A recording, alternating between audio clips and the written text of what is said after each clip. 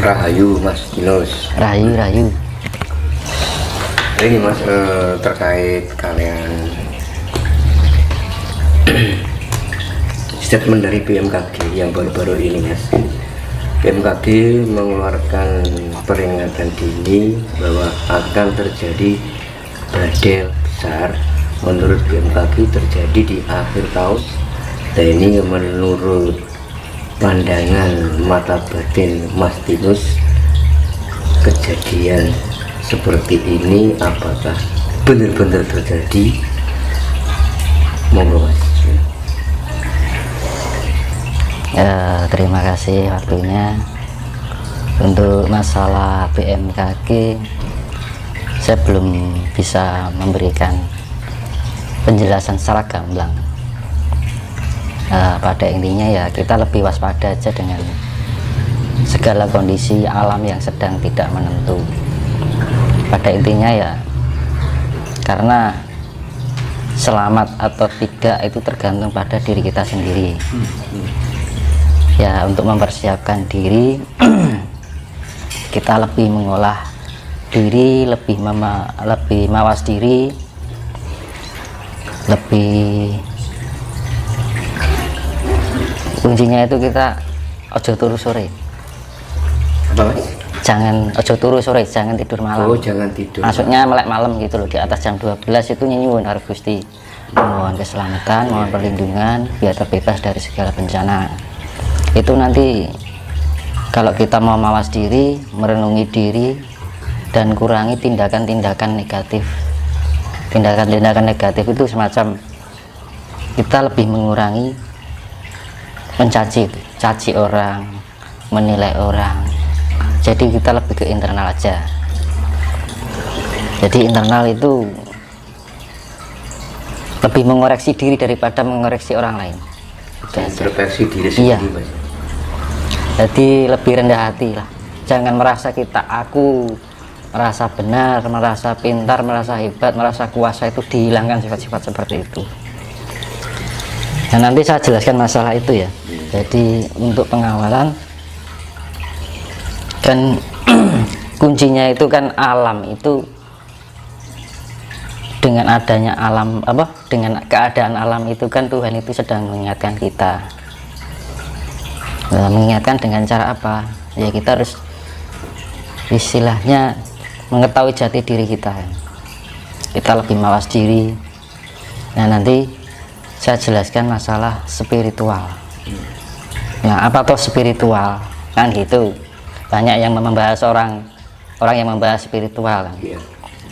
Nah, spiritual itu tidak harus dikaitkan dengan hantu, tidak harus dikaitkan dengan klinik, tidak harus dikaitkan dengan goib. Dan itu, ini penjelasan saya kan sifatnya sifatnya lebih rasional, karena selama ini kan mungkin bagi pihak spiritualitas mungkin penjelasannya kan terlalu dominan ke irasional. Betul. Jadi kalau penjelasan secara irasional kan untuk zaman sekarang itu tidak mudah dipahami, karena orang sekarang itu lebih ke rasional pemahamannya gitu kan, jadi mudah ditangkap. Jadi kalau spiritual dengan pemahaman irasional itu metode lama. Nah, ini nanti saya mengupas ajaran kuno yang saya beri metode baru, jadi lebih dominan ke rasional. Intinya ini saya perjelaskan masalah spiritual ya. Spiritual kan diambil dari kata spirit dan aktual. Nah, spirit itu adalah membangkitkan jiwa atau membangun jiwa. Aktual itu kan sebenarnya atau sejati. Jadi membangkitkan atau membangunkan jiwa kita untuk menemukan jati diri, itulah spiritual. Tapi pada misalkan orang spiritual larinya ke gaib, itu sudah istilahnya nilai plus. Otomatis orang kalau meningkatkan spiritual pasti akan mengetahui hal yang sifatnya maya. Ya, dikatakan maya itu apa? Sesuatu yang tidak bisa dijangkau oleh lahir, kan gitu. Nah, kita bisa menjangkaunya dengan batin, kan gitu. Makanya di dalam spiritual, apa tujuan spiritual itu? Spiritual itu kan untuk meningkatkan tingkat kesadaran, untuk menambah keseimbangan diri. Jadi agar kita kondisi lebih tenang dalam menghadapi hidup, tidak mudah galau, kan, tidak mudah susah, tidak mudah terlalu senang, kan gitu sebenarnya. Nah, ada keseimbangan, kedamaian. Nah, ada 3 afirmasi dalam spiritual, yaitu afirmasi rileks, afirmasi tenang, afirmasi damai. Nah, afirmasi rileks itu kita membawa diri kita pada kondisi tidur tapi sadar. Dalam arti kita melepas ketegangan-ketegangan otot dan saraf kita. Karena apa? Hidup kita kan tidak lepas dari sifat keduniawian, kan? Nah, keduniaan itu kan seorang orang jadi berpikir, ya kan, harus membawa perasaan. Nah, itu kan membuat otot saraf kita kan ada ketegangan, pergerakan jantung juga lebih cepat, tidak stabil. Nah, itu fungsinya spiritual. Kita menata relaksasi kan. Nah, itu relaksasi untuk istilahnya rileks kita lebih slow lah gitu kan. Nah, terus kemudian kalau kita sudah slow, kita melatih ketenangan. Jadi tenang itu dalam arti yaitu tadi, dalam kondisi apapun kita nggak mudah kaget. Istilah dalam orang Jawa kan ojo kagetan, ojo gumunan, kan ngono loh.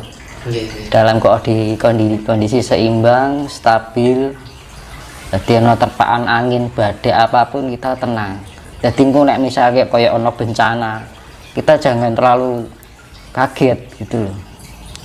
Karena apa? Alam ini butuh keseimbangan.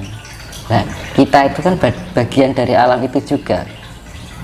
Nah, gitu. Makanya ketika manusia ada guncangan itu membuat keyakinan seseorang itu melemah. Gitu. Ini kan seperti yang saya jelaskan di video sebelumnya yang tetap madep, tetap menep lan mantep yang saya jelaskan di video sebelumnya itu. Nah, itu ketenangan itu ya melatih itu tadi biar kita kondisi tenang.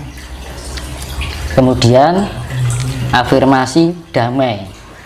Kalau kita sudah tenang, kita menemukan kedamaian gitu. Jadi kedamaian itu di dalam hidup kita itu selalu terbawa dalam suasana yang indah. Orang nak keruwetan gitu kan, nggak ada perselisihan, nggak ada kebencian, ya kan, nggak ada sifat saling menyalahkan, adanya damai. Jadi menebar kasih, kedamaian kan menebar kasih. Nah, tadi kan sampai itu ya, ketenangan kan. Jadi afirmasi pertama relaksasi. Jadi afirmasi rileks, kedua afirmasi tenang, itu tahap-tahapnya seperti itu. Ketiga afirmasi damai. Jadi yang hasil akhir dari para pencari spiritual itu adalah kedamaian. Nah, gitu. Kalau ada orang yang dibilang mempelajari atau mumpuni sebuah spiritual masih terombang-ambing dengan keadaan, cik kagetan, cik gumunan, masih istilahnya sifatnya itu apa ya, perkataan kita masih membawakan perasaan pada hati seseorang, itu belum sepenuhnya spiritualitas. Karena yang spiritualitas itu kita lebih bisa membawakan diri pada bagaimana kita menghargai seseorang, kita menghormati seorang, dan gitu. Mengurip kan digulai lah tentrem. Benar-benar. Iya mas. Bisa mencapai spiritualitas itu tadi, pripun? Nah, itu kan ada dua. itu kita dengan melatih keheningan. Keheningan itu menata diri, sekop batin, kan gitu. Kita lebih rendah hati, lebih menatap diri, lebih mawas diri. Jadi mawas diri itu kita lebih memahami diri kita sendiri. Kedua, memahami orang lain. Gitu. Kalau kita bisa memahami perasaan orang lain kan iso nepake karo awake dhewe. Kan gitu. Jadi kasih sayang lah yang gitu. Karena dunia ini yang diperlukan adalah kasih sayang. Karena 90% manusia di dunia ini telah kehilangan rasa kasih itu. Semata-mata kasih tapi hanya suatu untuk keegoan pada diri sendiri. Jadi kasih itu ada pamrih gitu loh. Tapi kasih yang sifatnya berbagi, kita saling hidup dalam kebersamaan itu kan wis langka sekarang. Nah, untuk melatih pencapaian itu pelakunya itu tadi kita dengan yoga, dengan meditasi, yang seperti yang saya jelaskan di video sebelumnya. Kita melatih ketenangan, relaksasi tadi, kita melepas segala sifat-sifat keduniawian. Jadi di kerep-kerep melek beginilah. Nanti kan meditasi yang iso loh ya, kalau mau loh ya.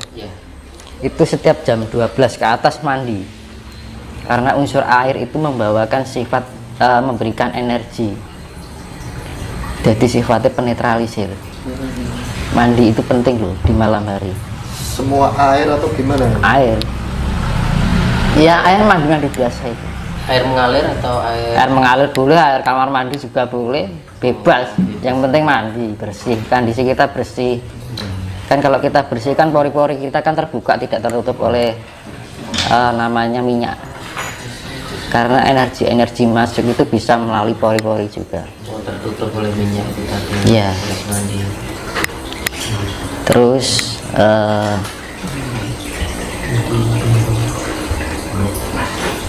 jadi habis mandi kita lebih perenungan ya, karo ngeti langit.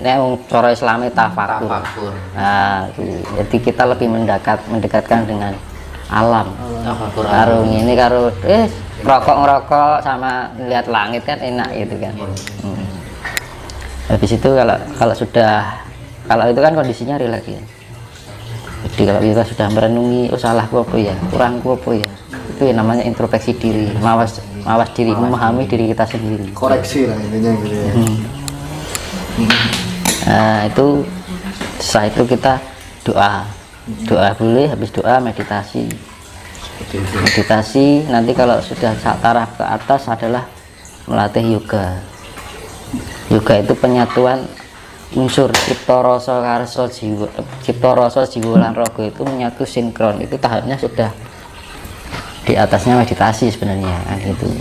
Kalau kita sudah menyatukan 4 unsur dalam diri kita baru latih yoga, karena yoga itu sifatnya ke raga ya, terhubung dengan raga.